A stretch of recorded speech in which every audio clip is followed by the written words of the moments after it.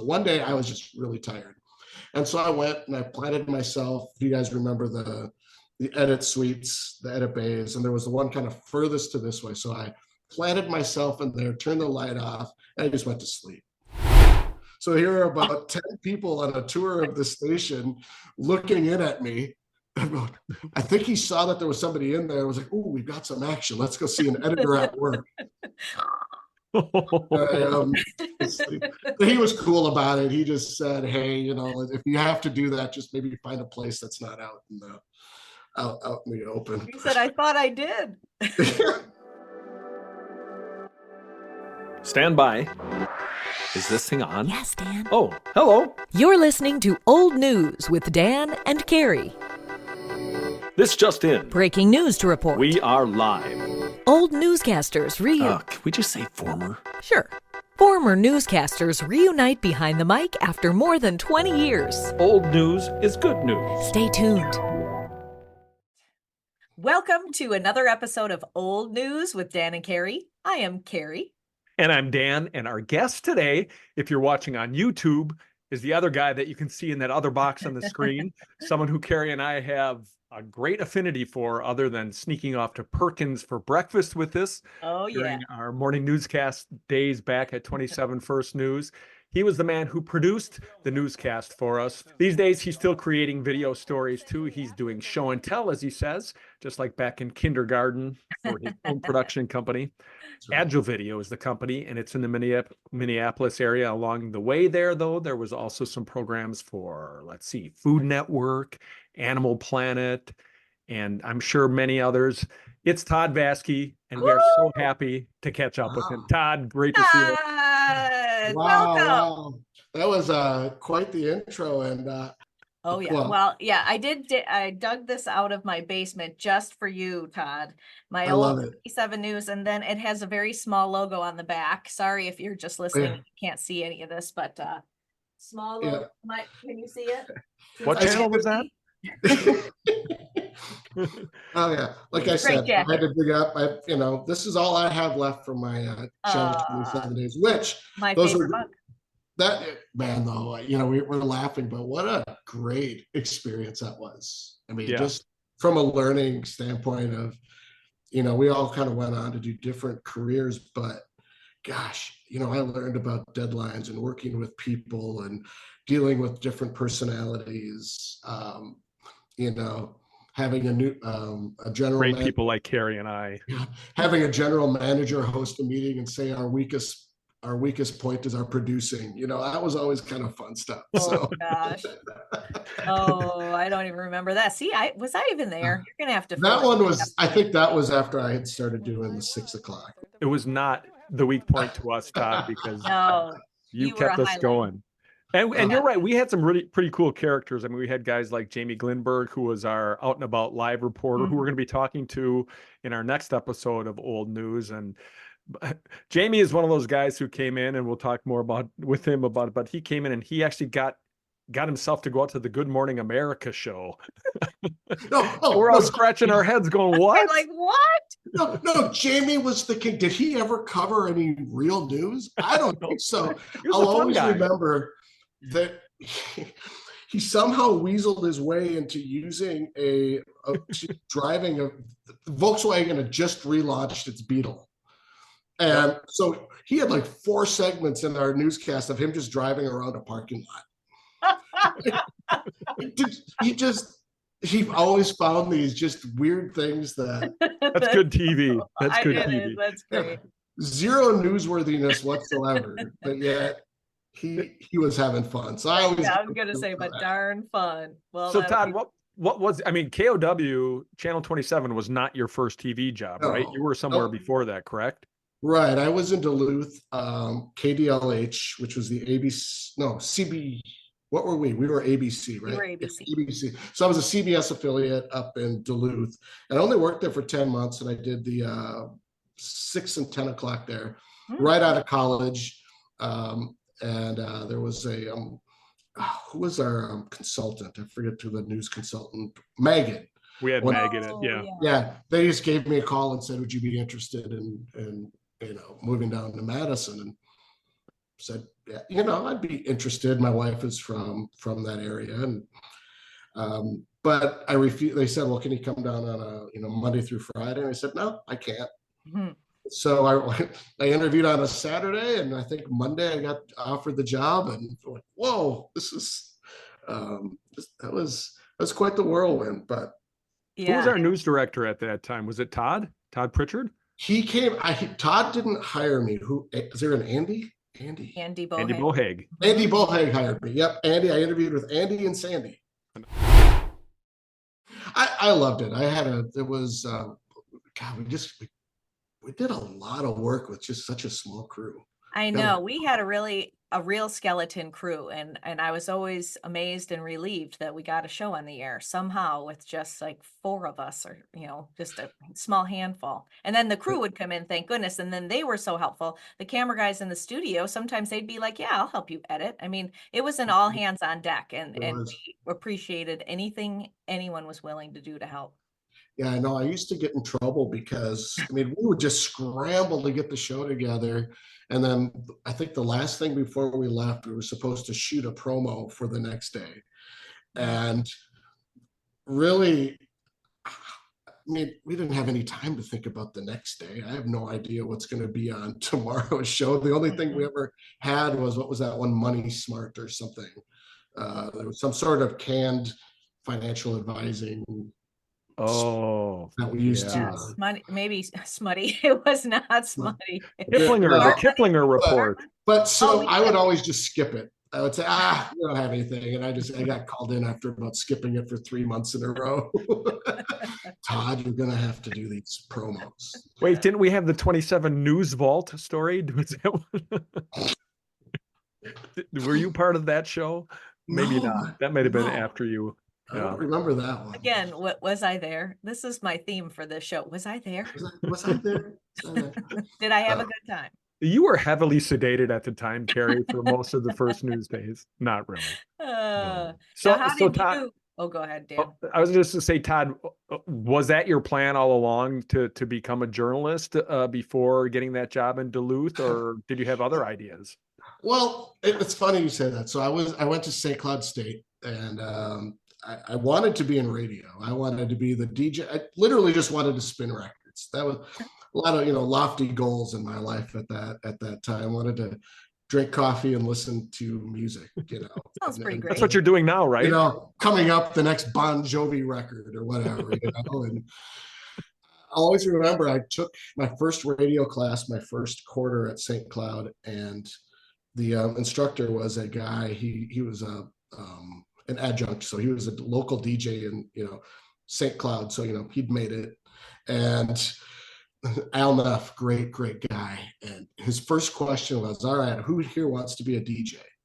And most of everybody wrote, you know, we raised our hands, and he goes, all right, well, glad to have you here. It's going to be a great time. Get ready for minimum wage.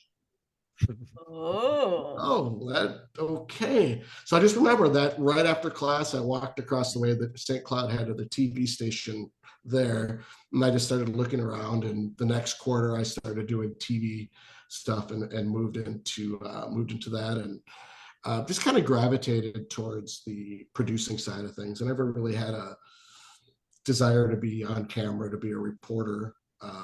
Thought about being a shooter, videographer, but just for whatever, I think I liked the writing, and so I gravitated towards the producing side. How did you adjust when you went from producing 6 and 10 o'clock news to morning news? That was so it wasn't completely like foreign to me, because I had filled in the morning show at in Duluth, so I knew what I was getting into. Well, you had that pillow and blanket under your desk, so that was okay. Well, I have a story about being caught sleeping at WKOW-TV. But you know what? It wasn't. I think what helped was, God, yeah, man, I missed the time of, like, when we were all working together. We were serious about the news, but we weren't serious about our jobs, if that makes sense. You know, we were respectful to the news and to the audience, but we didn't take ourselves too seriously, and that helped. I was going to say, I think the key, we didn't take ourselves seriously. Yes. The job Right. seriously, but not. Yeah, we took that. I didn't word that correctly. That's all right. I'll reword it for you. I was just happy to have a job. But and that just helped so much. I mean, you walk in. I think I get in at 11. I think I tried to get in right as Sparky was wrapping up the 10 o'clock newscast, chat with him a little bit. And then Sparky was our producer at 10 o'clock, the guy they hired as an intern and just kept him on 10. I don't think he was ever an employee. I'm not sure. Say, what was Sparky's real name? I don't remember. Sparky. Yeah. We probably never ever saw him because we wouldn't have crossed paths. No, I remember Sparky. I think he got arrested for streaking down State Street at one point. My God. Oh, He's that like, guy. let me turn the news on myself so I can just send it in, save myself a step. Yeah, exactly.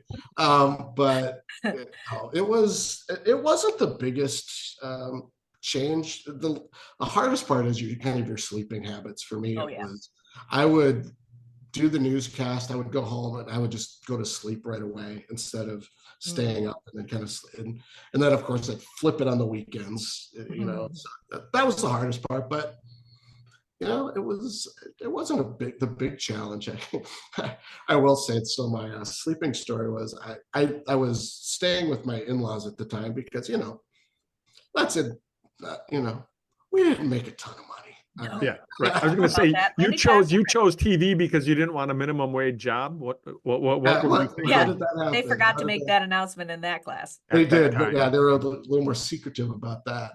Well, and so you should tell people what a producer does for a TV newscast, because we've never really talked about that, and don't get too far into the weeds, but just kind of explain to folks who might be listening what that person actually does.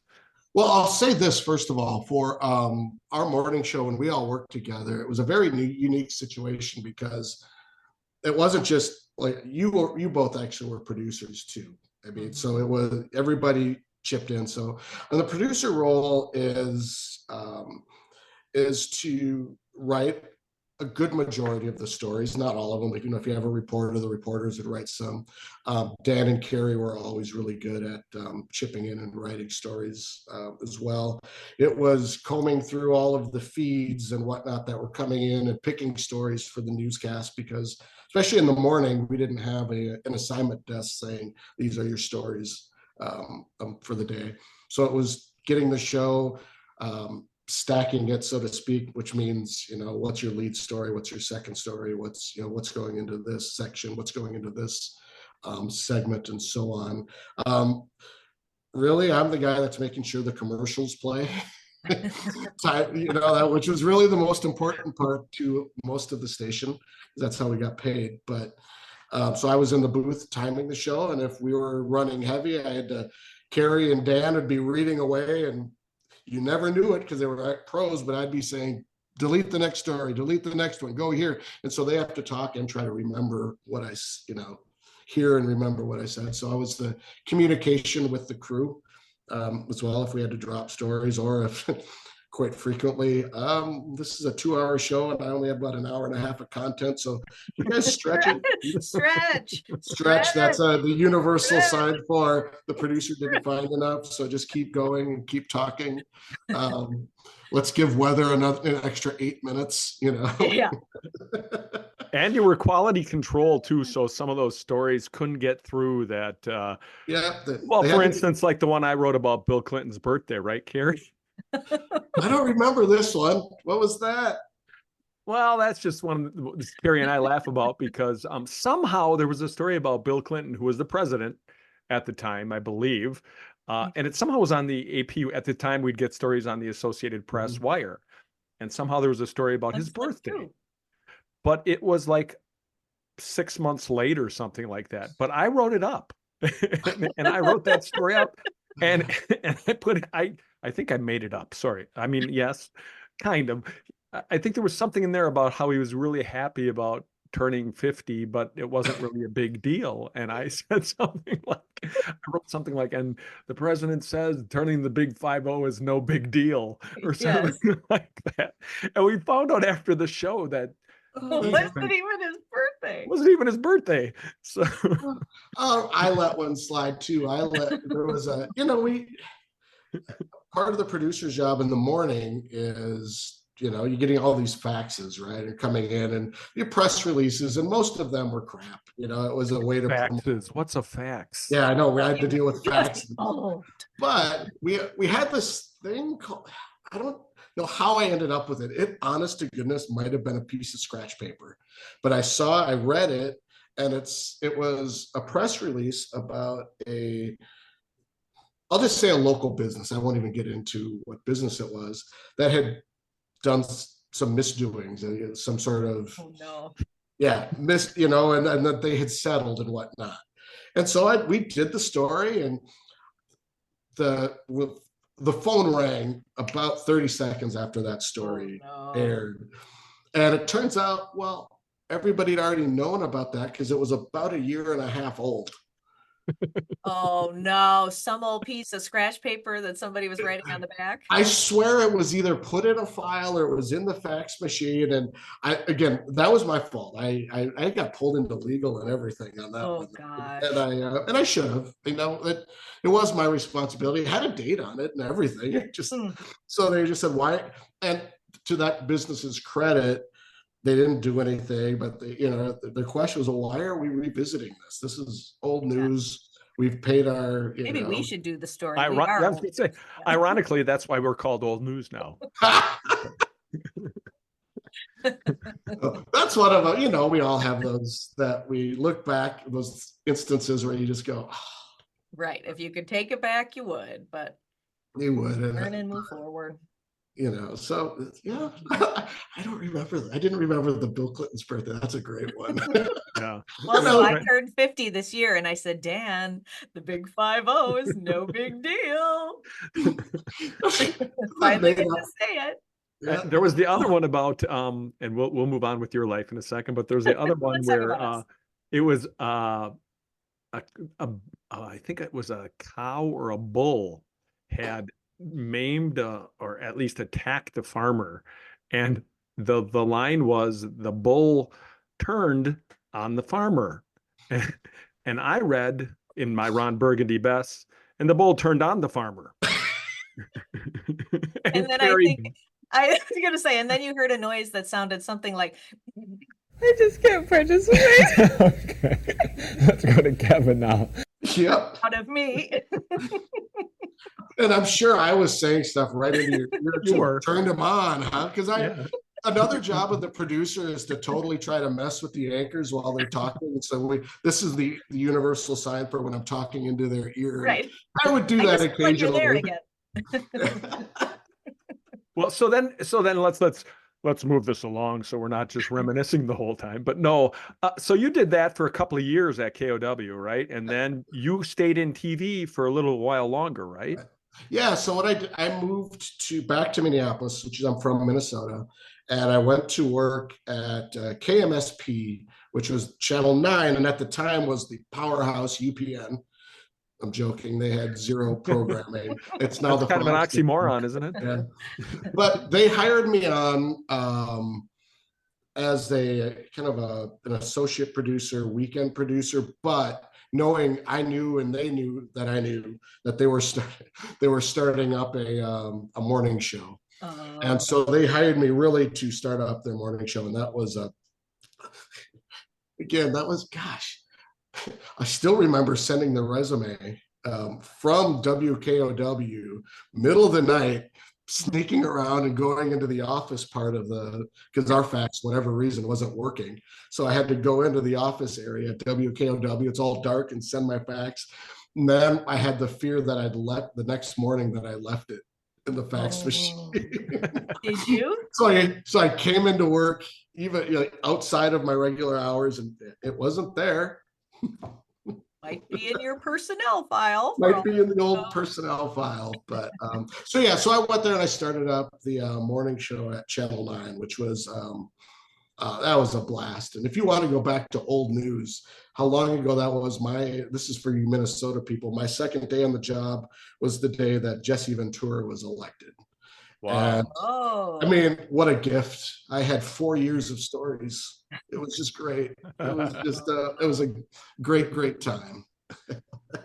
Didn't he just save somebody or something, like rescue somebody in a, I don't know, a car accident or something like that? Maybe That's I'm Hulk, thinking that was Oh, Hulk that was Hogan. Hulk Hogan. Yeah. Come on, That's right. get your professional wrestlers turned politicians correct. I'm from the days of the Crusher. I don't remember either of those guys. Oh, the Crusher. so you were doing groundbreaking Fox News back in the day, the same time Lisa Fielding, who we've already talked with. So we were talking with her about being a pioneer, and when Fox was bringing local news to stations, and she was the first anchor that we had in our kind of sister relationship with Fox then. And you were doing the same thing then in Minnesota.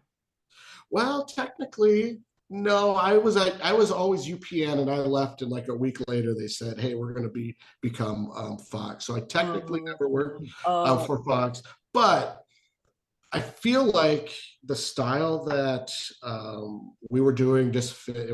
It never changed. It fit right seamlessly into when Fox took over that network. So it was a lot of things, like making the morning shows a little bit more, loose, a little more fun, bringing in cooking segments and stuff that we were never allowed to do.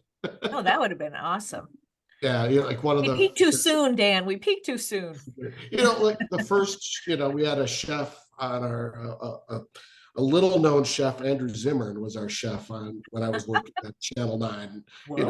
He may or may not have gone on to bigger and brighter things. So, but I'll always remember whenever he was on, so he didn't cook up, cockroaches and stuff. He was actually cooking up regular meals.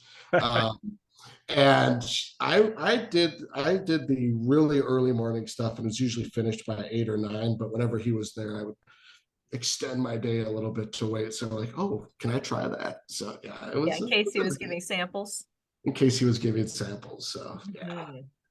Well, Todd, I usually before a guest, I do a little Googling, take some notes so I can ask some intelligent questions. And I have to admit, I did none of that with you. I did one assignment. I watched Waiting for Guffman all over again. And I just finished before we came on.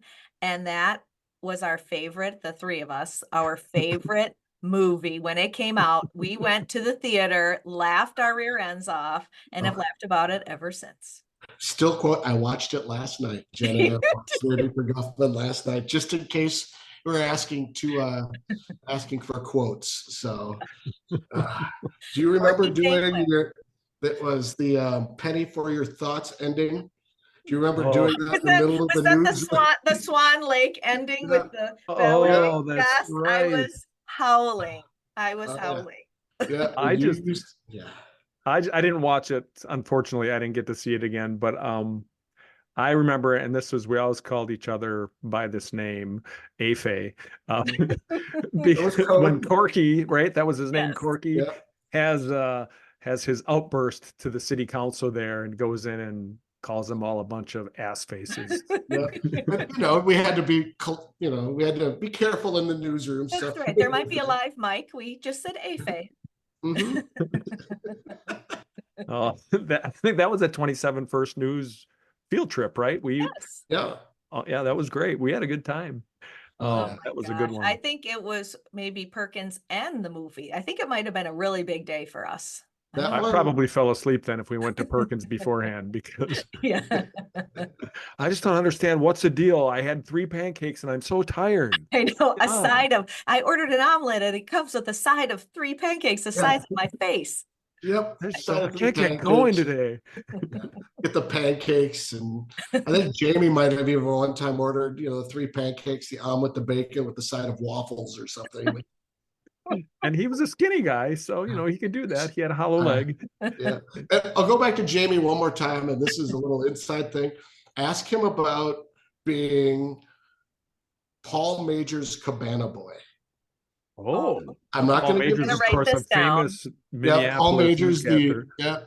very famous. And he cut a lot of slack one time for being Paul Major's Cabana Boy. Oh my gosh. All right, written down, add it to the list of Giving questions. you content. That's what a producer does. I'm giving you more content.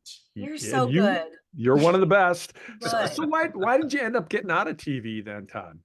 Well, so I was at Channel 9, and I mean, news is great, but there are a lot of things that you miss out, like in your life. Holidays, heaven forbid you ask off for Christmas Eve or Christmas Day or Thanksgiving or something. You're always working, and that was one. And I was just seeing a switch in news. If you've never been in a newsroom, we're so competitive with other stations, and I never understood it. There was always this push: you have to be first. You have to be you have to be first to get that story. My philosophy was, that's great, but I'd rather be right. Let's get this right before we're, announcing all this stuff. And that started to get me to, not see eye to eye always with, news directors and some anchors and things like that, because I wasn't seeing eye to eye in what was news. I'll use an example as, I had an anchor at Channel 9 get really upset with me because I didn't lead with, the night before was like all of the Emmys or something like that. And I led with new news that had happened overnight, because the audience in the morning is it's people getting kids ready for school and people going to work. And I wanted to get fresh news. People often aren't watching it, they're maybe listening to it. So that's how I approached, what I thought was newsworthy. And I kept losing those battles to the news director, which, we'd rather hear what Paris Hilton wore the other night. And I think both of you know me, that I really do not care about that stuff. So the executive producer who was in the interviews and helped hire me at Channel 9 in the Twin Cities, he left and started up his own production company. And they were doing programming for Food Network. And he called me up and said, do you want to leave news and, produce shows for Food Network? 25 years old, traveling across the country. You can tell I enjoyed traveling across the country, really, and eating some of the best food you'll ever find. And besides that, you kind of said it in the bio, Dan, is I love listening and to stories and telling stories. So I get to eat, travel, tell stories, and I'm 25 years old. Not bad.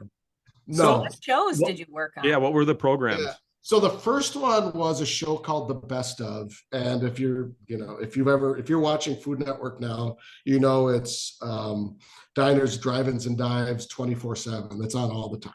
It's the same show, just somebody else repackaged it. So The Best Of was the same premise. It was not the same show, but it was the same idea of finding these little nooks and crannies across the country of these places, instead of, maybe featuring the Ritz, or someplace that there, we find this other little place around that. So that was a lot of fun.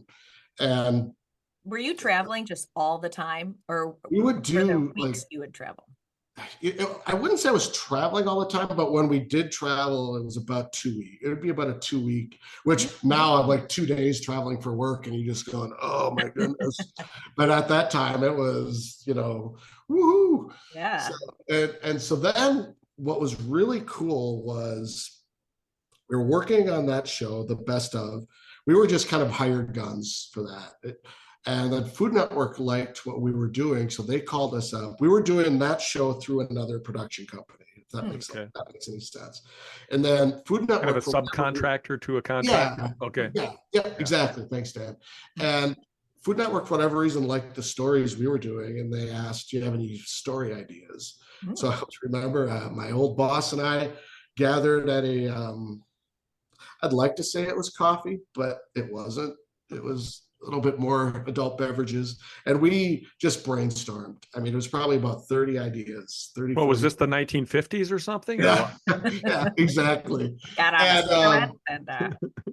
And I came up with this show that at the time I called it Campfire Grill, which was you would go around and do all these activities with the chef. And at the end of the activity, you would cook outdoors somewhere.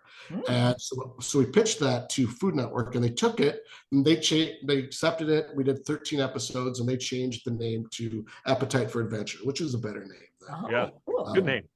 Yeah, it was a better name than my Campfire Grill. But and only a big man can admit his faults. So I can, and I will freely admit we blew that gig. It didn't, we only did 13 episodes, and the issue was I produced it like a newscast. It was, all right, we're going to go here and do a story, and that was about all my prep was. So now, nowadays you're writing up questions, and and you are you know exactly what you're going to get for the most part. Yeah. So I look back now, and man, I messed that up. But luckily, the person in charge there, even though the show pretty much flopped, she loved it. And so she then called us up and said, well, do you want to do another show called Tasting Napa? And so that meant like, oh my gosh, that would be like my dream. That would be amazing. If you do that show, Carrie would like a call, please, Todd. Yes. Oh, greatest show to produce ever. I mean, I go out and try. Oh, so you want me to try wine and food? In a beautiful setting? In a beautiful setting. So you did that show and you didn't call Carrie? I lost her number. Yeah. I didn't have it. I'm waiting with my empty wine glass. I thought you had a non-compete, for everywhere in the world. Yeah, for everywhere in the world.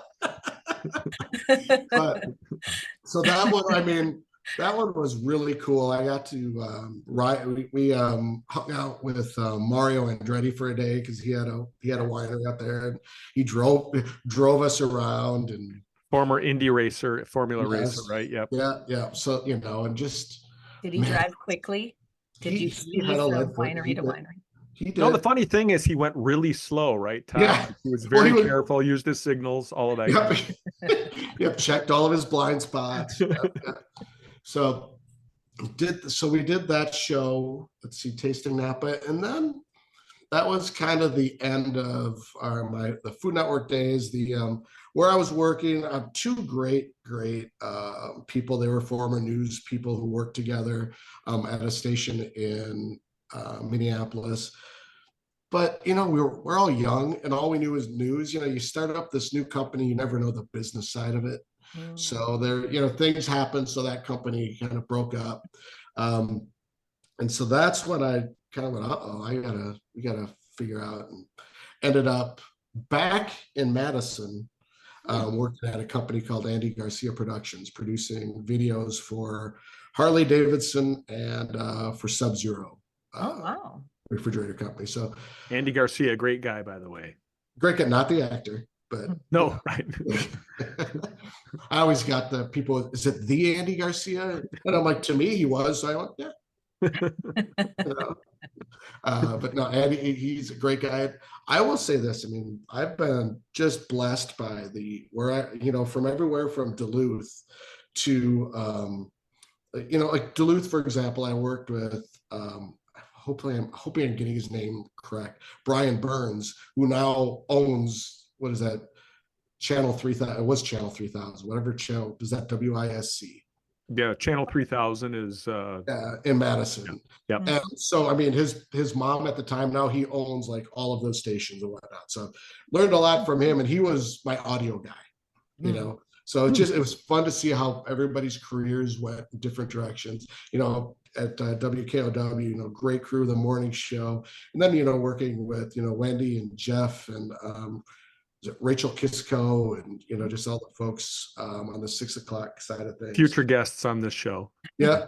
And plus, then moving out of Channel 9, just a lot of great people. I've just been lucky enough where I'm where I'm at now because I've worked with people that way smarter than I am. Just helped me along the way. And the only thing that I had was I'm like, okay, I'm going to learn from that one. I'm going to learn from that mistake and learn from that. So it's been great.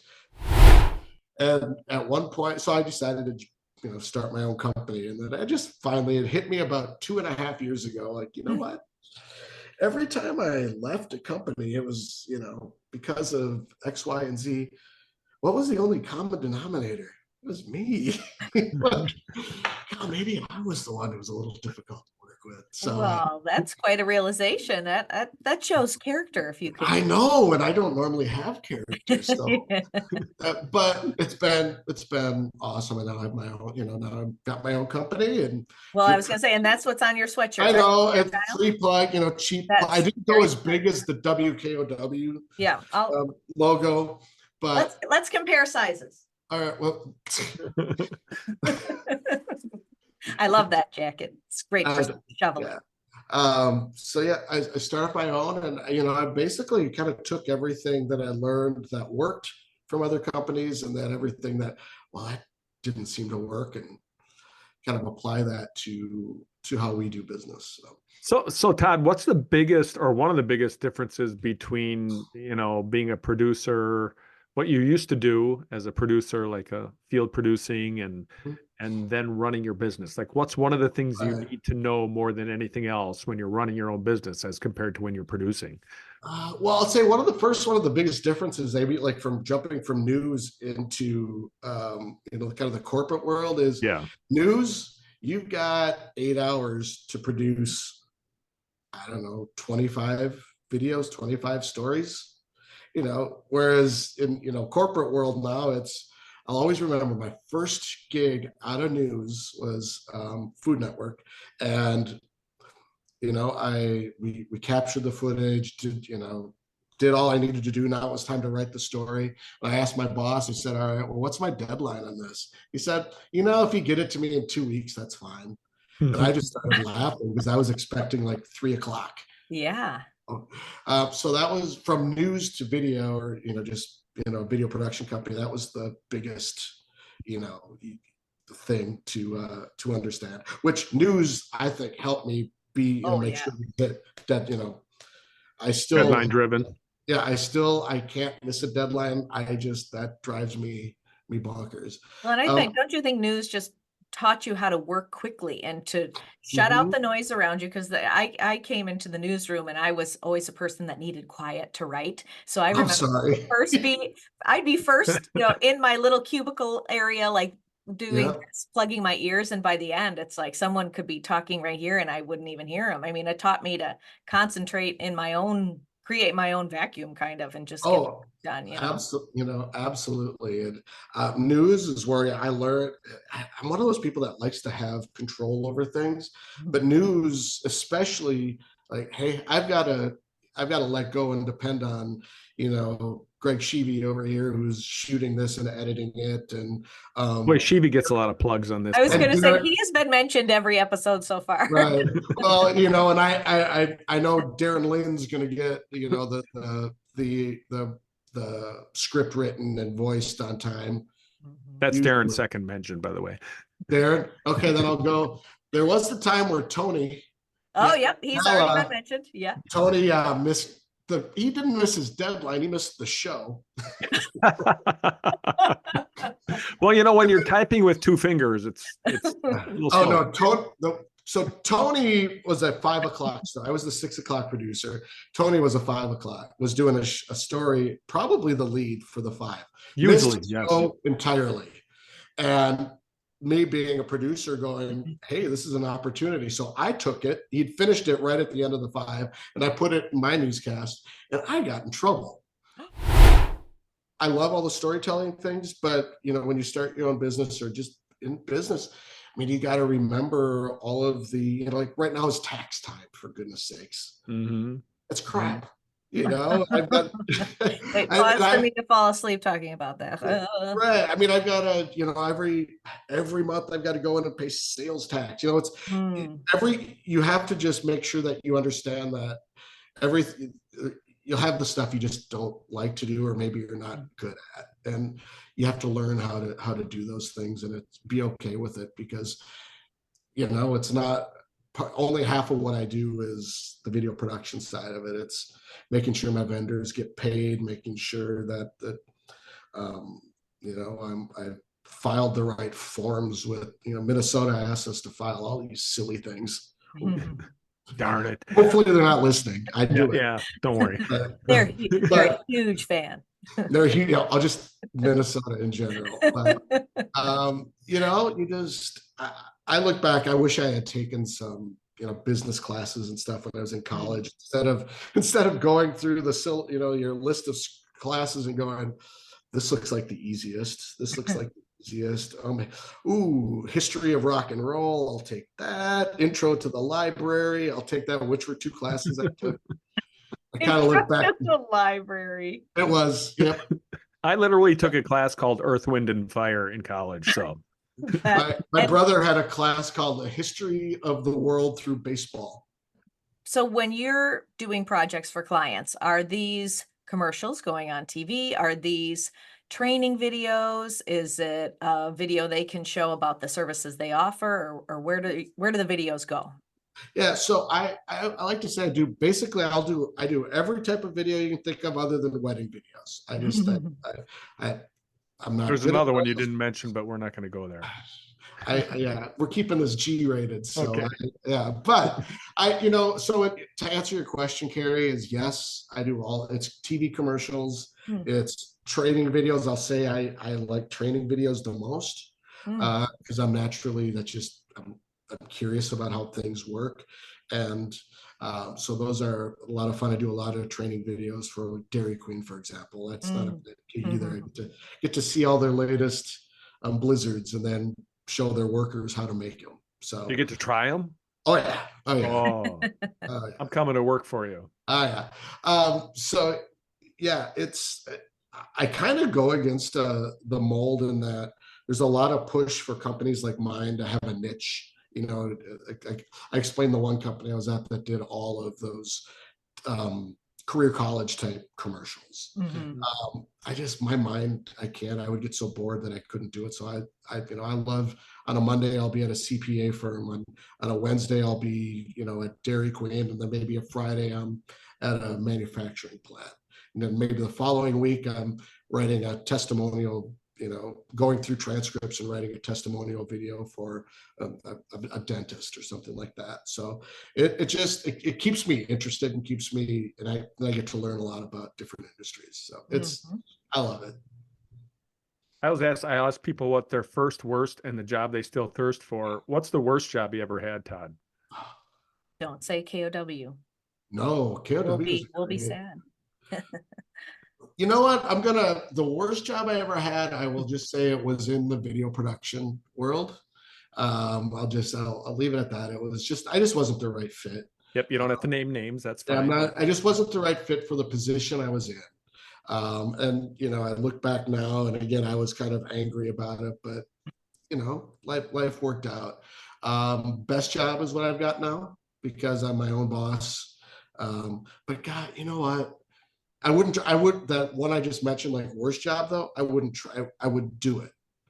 I feel like it was a necessary thing for me to do, to get to where I am. It was supposed to happen that way. It was supposed to happen. But man, growing up, my first job was at a Hy-Vee grocery store, and I just made the best of that. That was fun.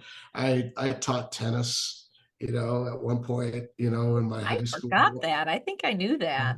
And when I was in high school, I taught tennis. I cleaned dorm rooms when I was in college for summer, during the summer. You would think that was the worst job, but we had such great people that you just didn't even think about what you were doing. That was a great gig. You have to know how to work with people. You have to understand, okay, I can say this to Dan, but I can't say this to Carrie. And Carrie wants me to do it this way. So I'll give you one more quick story. Well, you had your own dressing room, Carrie, so we didn't get to see you a lot. Exactly. Well, I'll always remember this. So is there something you're still thirsting for? Something, some project, something in your career you're still hoping to achieve? Or are you pretty much done and ready to retire? Really? You know what? I could retire if it was financially, you know what? I will say I've kind of done what I've done a lot. It's been a great career. I'll keep going just because I like telling stories. I mean, there's nothing that I have never in my life had a desire to be like a Hollywood producer, work on big budget films. I think, let's just say I hit, the $1 million and I don't really need to work anymore. I'd probably go and maybe just produce free of charge for, some nonprofits or something that can use it, that don't always have the budgets to get good video, because they always have the best stories, they just don't have the money. So isn't that the truth? Yeah. So I would probably do kind of maybe that kind of when I'm getting restless and bored, I'll just.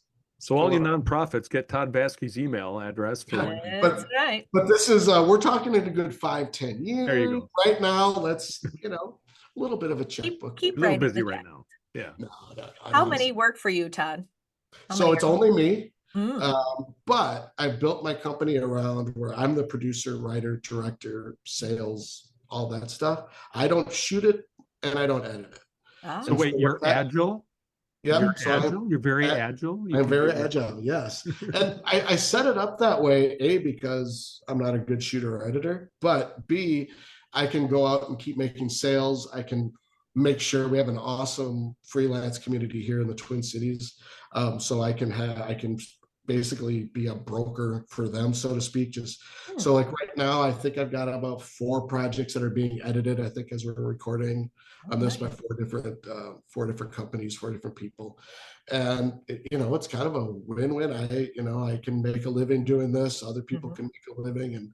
And then I have the time to come on and do stuff like this, as opposed to sitting me, I can't sit in front of a computer. I was the one bugging you, Carrie, all the time, and you're plugging your ears. I'm trying to write.